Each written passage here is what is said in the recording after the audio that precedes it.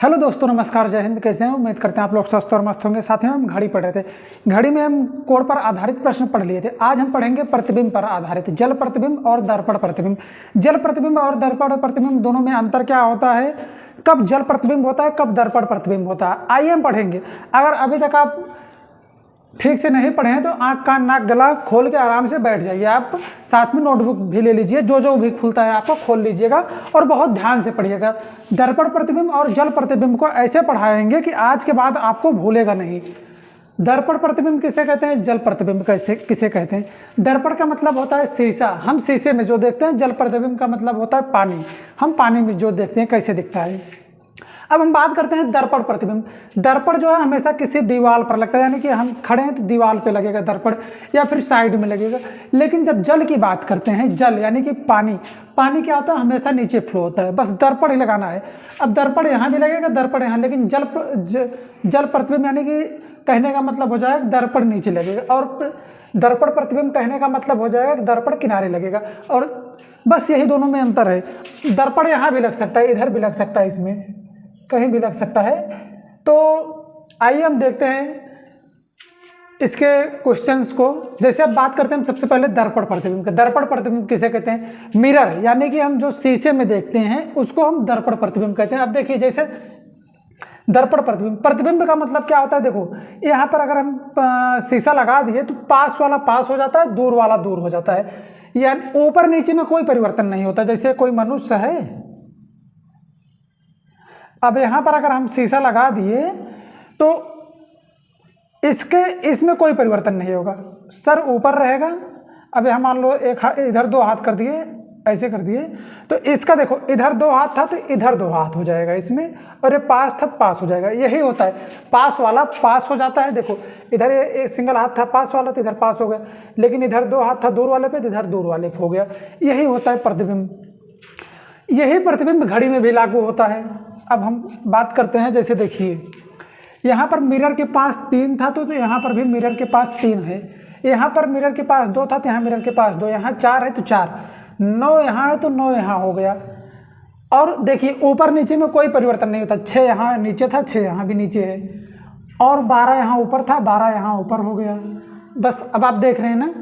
अब जैसे हम बात करते हैं, यहाँ पर 12 बज रहे हैं तो दर्पण प्रतिबिंब में कितने बजेंगे, तो दर्पण प्रतिबिंब में भी 12 बजेगा। लेकिन अगर हम बात करते हैं 12:15 हो रहे हैं, 12:15 हो रहे हैं, तो अब देखिए यहाँ पर तो 12 बजता रहेगा, लेकिन यहाँ 3 पास है ना, 3 इधर हो जाएगा। जब 3 इधर हो जाएगा, 3 यहाँ दिख रहा है, तो यहाँ बजने का मतलब है क्या हो जाएगा कि 45 मिनट हो रहा है। क्या हो रहा है कि 45। देखिए अब इसके सामने आ गया है, इसमें देख लीजिए, तो यही होता है।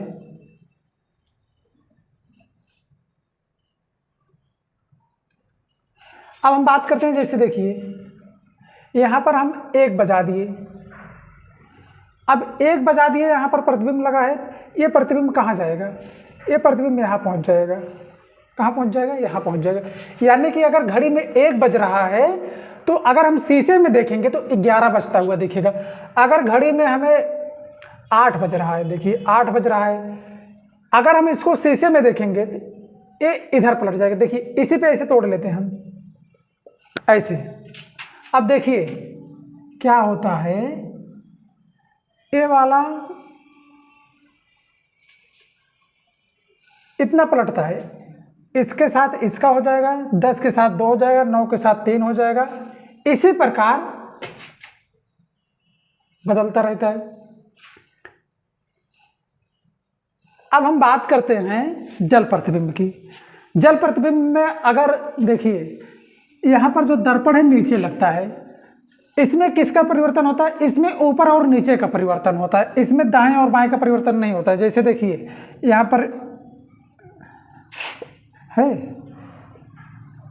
अब इसका अगर हम प्रतिबिंब बनाएंगे तो इसका सर ऊपर था तो इसका सर नीचे हो जाएगा। क्या हो जाएगा, सर नीचे हो जाएगा। बाकी ये जो हाथ इसके थे ऐसे रहेंगे, इधर 2 हाथ था, इधर 1 हाथ था, तो ऐसे ही रहेगा। यानी कि इसमें ऊपर और नीचे का परिवर्तन होता है, दाएं बाएं का परिवर्तन नहीं होता है। घड़ी में क्या था, दाएं बाएं का परिवर्तन होता था, ऊपर नीचे का नहीं होता है। आइए अब हम इसके देख लेते हैं। अब जैसे देखिए यहाँ पर 12 ऊपर था तो यहाँ पर क्या हो जाएगा, यहाँ पर 12 नीचे हो जाएगा। सही लिखा था साथियों, यहाँ पर 12 नीचे हो जाएगा। यहाँ पर 6 नीचे था, 6 देखिए ऊपर हो गया। यहाँ पर 11 था तो 11 यहाँ हो गया, 10 यहाँ था 10 यहाँ हो गया। 9 पर कोई परिवर्तन नहीं होगा, 3 पर कोई परिवर्तन नहीं होगा। इतना समझ में आ रहा होगा साथियों। आइए अब इसको करते कैसे, हम बार बार ऐसे करेंगे घड़ी बनाएंगे नहीं। अब इसको करने के लिए एक फार्मूला कह सकते हैं, एक सूत्र कह सकते हैं, एक ट्रिक कह सकते हैं। जैसे अब देखिए दर्पण प्रतिबिंब ज्ञात करने के लिए क्या होता है,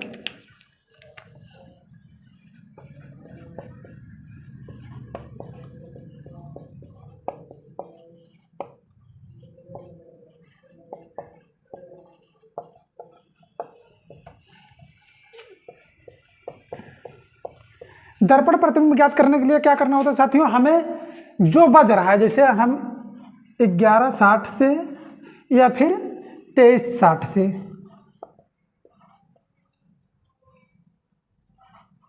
घटा देते हैं।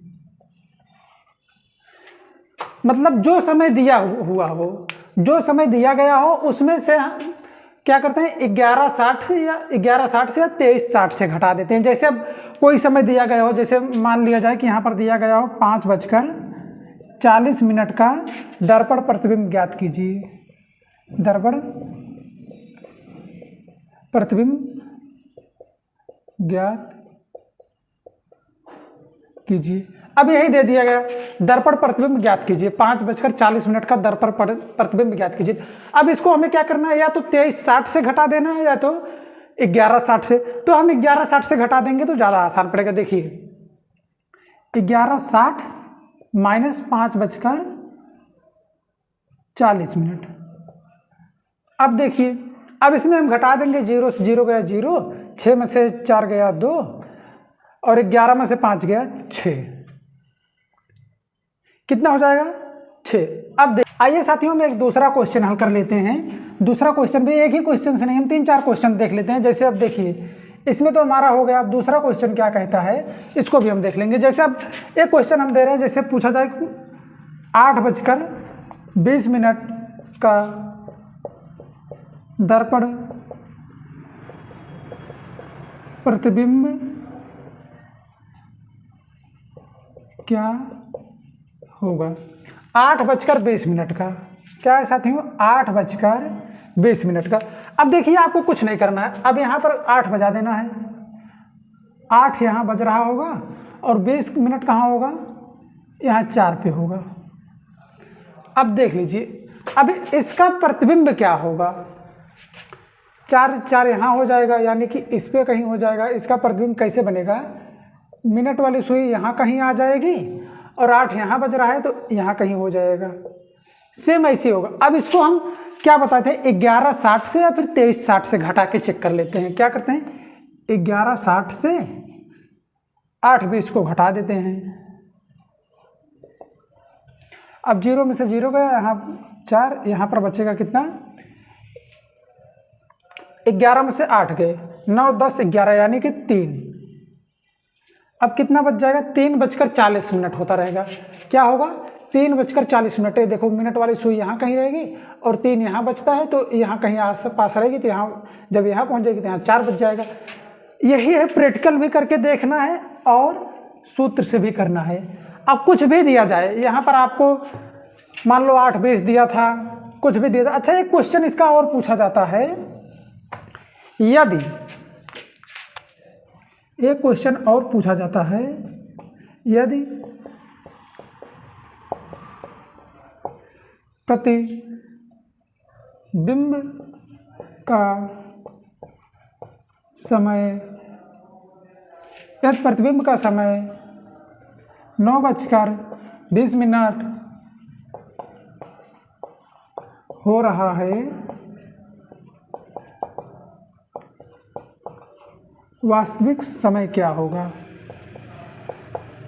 थोड़ा सा कंफ्यूज करता है, कुछ नहीं, बस यही पूछ रहा है, बस दर्पण इधर लगा देना है। इसमें भी वही करना है, या तो 1160 से आपको घटाना है या तो फिर 2360 से। देखिए यदि प्रतिबिंब का समय 9:20 है, यानी कि प्रतिबिंब में 9:20 दिखाई दे रहा है, तो वास्तविक समय क्या दिखाई देगा? आपको 11:60 से घटाना है बस। और कितना घटाना है? 9:20।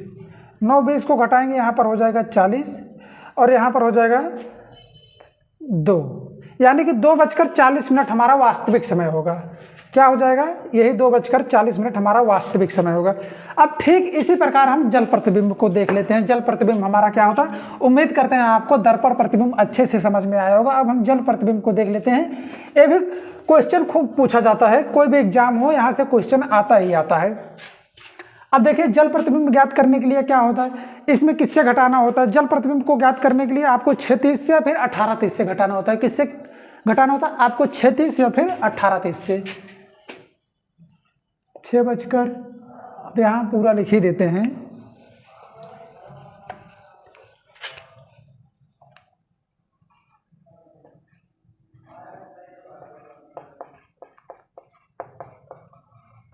जल प्रतिबिंब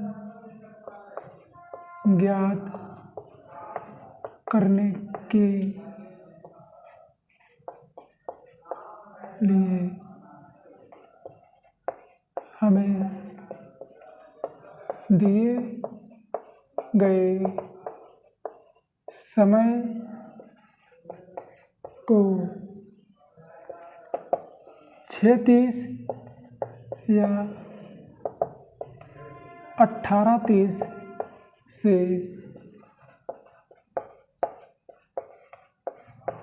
घटाते हैं। क्या करते हैं? जल प्रतिबिंब ज्ञात करने के लिए ज्ञात करने के लिए हमें दिए गए समय को 36 या फिर 18:30 से घटाते हैं।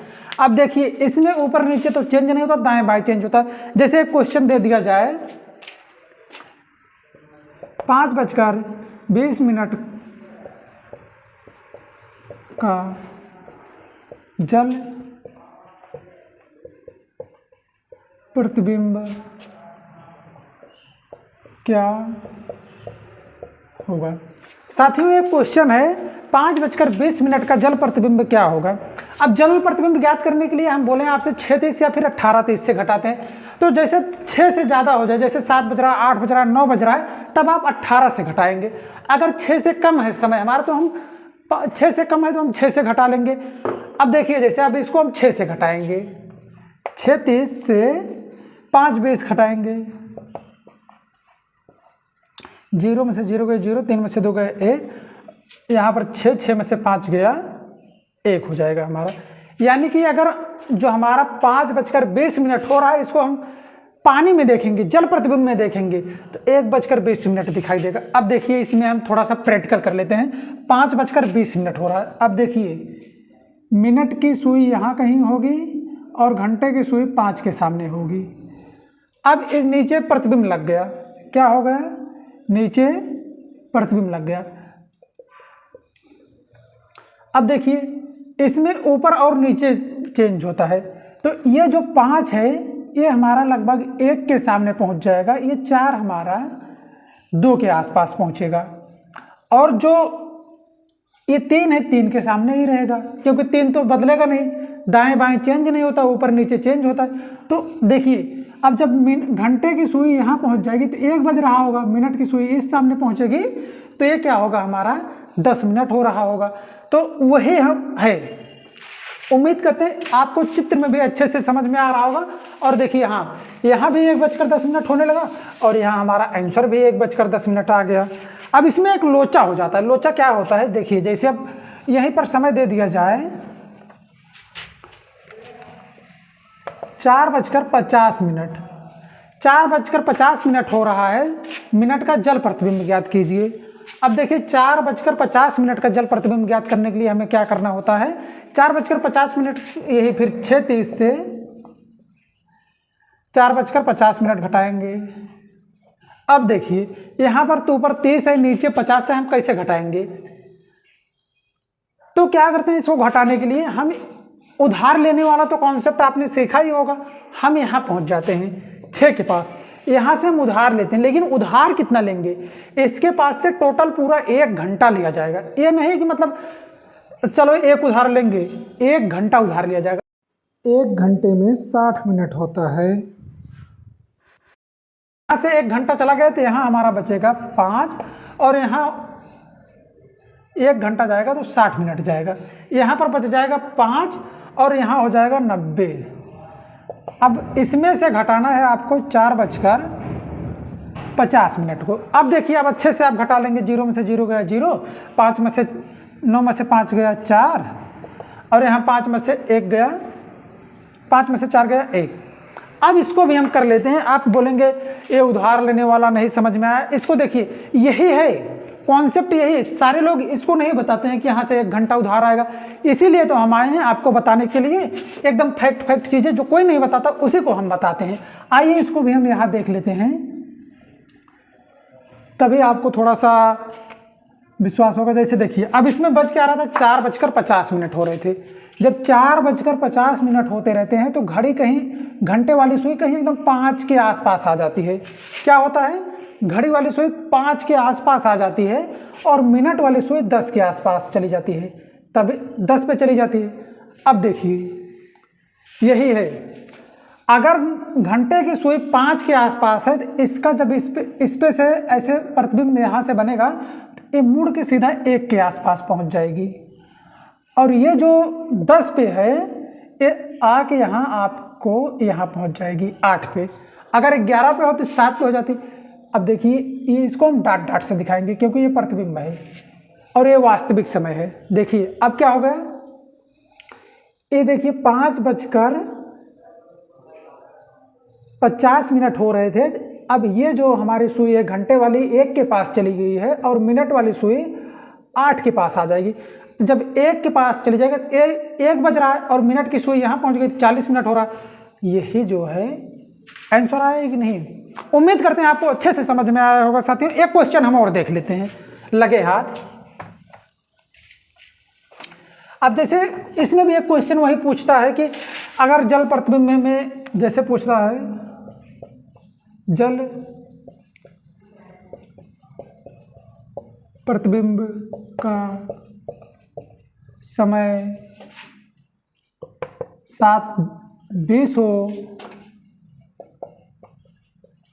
रहा है तो